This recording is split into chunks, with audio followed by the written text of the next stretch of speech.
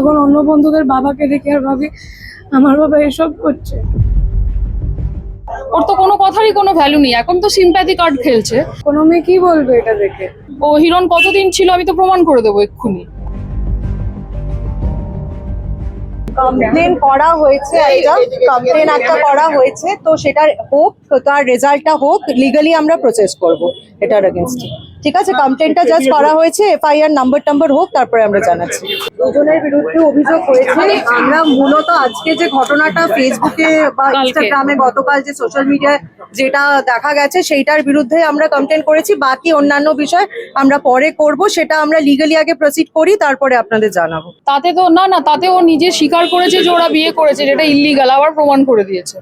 আর যেগুলো লিখেছে, মানে আমার মেয়ে পাশে আছে, আর কি বলবো, মানে ওকেও লজ্জা করছে, সেগুলো আমাদের ফলাও করে বলতে হচ্ছে যে আমাদেরই হাজবেন্ড আমাদের সাথে কতদিন ছিল কি ছিল না সেটার ক্ল্যারিফিকেশন ও দেবে।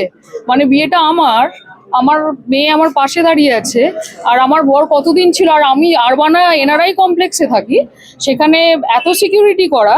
আমি সিসিটিভি ফুটেজ দেখালে এক্ষুনি মেয়েটা কি বলবে তাহলে? ও হিরণ কতদিন ছিল আমি তো প্রমাণ করে দেবো এক্ষুনি।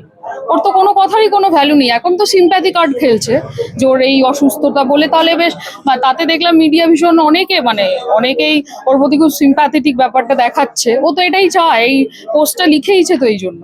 না, আমি আর একটা লজিক বলছি তোমাদের। প্রথমত 5 বছর আগে হিরণদা এই সময় পৌঁছায়নি খড়গপুরে, কারণ ভোটটা কোন সময় হয়? 2021-এ। তাহলে 5 বছর তো হয়ই না। হিরণকে মানে রীতিকাকে হিরণ চ্যাটার্জি চিনতই না তখন, তাই না? হিসেব মতো তো তাই। ও তো তখন ও ক্যান্ডিডেট নির্বাচনই হয়নি আগের, মানে 2021-এ। তাহলে ও 5 বছর হয় কি করে? হাস্যকর কথাবার্তাগুলো। ডিভোর্সের নোটিশ ওভাবে পাঠানো যায় না, ডিভোর্সের নোটিশ কোর্ট থেকে আসে। কোর্ট থেকে ওনাদের যে একটা লিগাল একটা লয়ার্স নোটিশ একটা পাঠানো হয়েছিল, সেটার সাথে ডিভোর্সের কোনো সম্পর্কই নেই আর কি। বেসিক্যালি মানে কখনো কোনো কোর্ট থেকে কোনো নোটিশ ডিভোর্স সংক্রান্ত আসেনি। আমি মেয়ে হয়ে আর কি বলবো, কালকে আমি নিজেই সোশ্যাল মিডিয়ার থ্রু খুঁজে পেলাম। মা আমাকে কল করে বললো তুই একবার ফোনটা খুলে দেখ, তোকে কিছু পাঠিয়েছি আমি। তখন ফোন খুলে দেখি বাবার বিয়ের ছবি নিজে চোখের সামনে দেখছে, আমার মা আমার পাশে বসে কাঁদছে আমায় কল করে। কোনো মেয়ে কি বলবে এটা দেখে? আর আমি জানতামও না, মানে I had to find out through social media আমার বাবা কি করছে। আর তখন অন্য বন্ধুদের বাবাকে দেখে আর ভাবি আমার বাবা এসব করছে। You failed as a father and a husband all together, আর কিচ্ছু না। মানে আমার কাছে হিরণই বলেছে ওর এত বয়স, বাচ্চা মেয়ে এরকম আমাকে ব্ল্যাকমেলিং করছে, বোঝোই তো একজন হিরোর সাথে ওর দেখা হয়েছে। মানে এই কথাগুলো আমাকে হিরণই বলেছে। মানে আমি তো রীতিকাগিরির আত্মীয় নই, রীতিকাগিরির সাথে হিরণ জড়িত, আমি তো নই। আমি ওর মাও না দিদিও না। আমার তো বয়স, ওর এক্সাক্ট বয়স তাহলে ও প্রমাণ করে দেখাক না, ওর বার্থ সার্টিফিকেট দেখাক, ওর বয়স কত, প্রমাণ করুক না। আমি তো সমস্ত প্রমাণ নিয়ে যে থানায় এসে করে গেলাম, ওকে করতে বলুন। ওর এত সাহস তো, একটা এইটুকুনি মেয়ের একটু করতে বলুন তো। তো বিয়ে সম্বন্ধে বোঝেটা কি? আমি তো 25টা বছর কাটিয়ে এসেছি বিয়ের, আর ও ভাবছে যে একজনের সাথে ঘুরে ভিয়েতনাম বেড়াতে গিয়ে আর মাথায় সিঁদুর পরেই ভালো করে বউ এটা বিবাহিত জীবন কাটানো যায়। আর আমি এটা নিয়ে কিচ্ছু বলতে চাই না, মানে কাল থেকে এটা ইনাফ। আমি অনেক ইন্টারভিউ দিয়েছি, আমি সত্যি আর ক্লান্ত। মানে আমিও তো একটা মানুষ, আপনারাও তো বুঝতে পারছেন। আমার মেয়ে, এইটুকুনি মেয়ে পাশে দাঁড়িয়ে কাঁদছে। আমি তো এরকম জীবন ওকে দিতে চাইনি। যেমন দুর্ভাগ্য আমাদের এই জীবন পেতে হয়েছে। আজ 25 বছর পর আমাকে জানাতে হচ্ছে পুলিশে এসে কাছে যে আমাদের বিয়ে এখনো আছে। এর থেকে লজ্জার আর কি হতে পারে? আমাদের এটা হয়ে যাক, ডাইভোর্স হয়ে যাক, তারপর নাচতে নাচতে বিয়ে করুক। সে হিরণ চ্যাটার্জি ওকে বিয়ে করবে কিনা সেটা আমরাও দেখবো, দেখি বসে আছে। আর বা কোন চ্যাটার্জি ওকে বিয়ে করে দেখি না, ঠিক আছে? আমিও বার্তা দিলাম ওকে, দেখি না কত সুখে স্বাচ্ছন্দ্যে ও সংসার করে।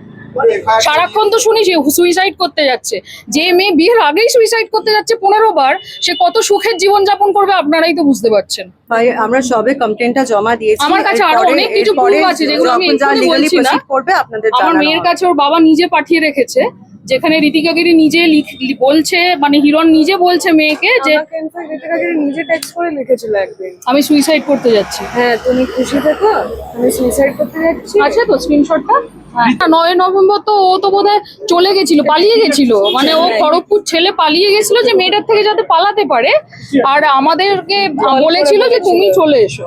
আমরা তখন সত্যিকারেরই বোকার মতন, আমি আর মেয়ে সত্যি বোকা, ওর ম্যানিপুলেট করতে পারে ভীষণ ভালো। আমরা দুজনে ব্যাংককের টিকিট কেটে আমরা একসাথে ব্যাংকক যাই।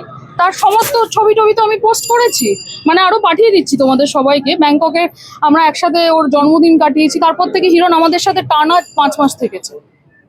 আমি সমস্ত ডিটেল লিখেছি, মানে আমাদের বাড়ি কিনে দিয়েছে সবচেয়ে বড় কথা।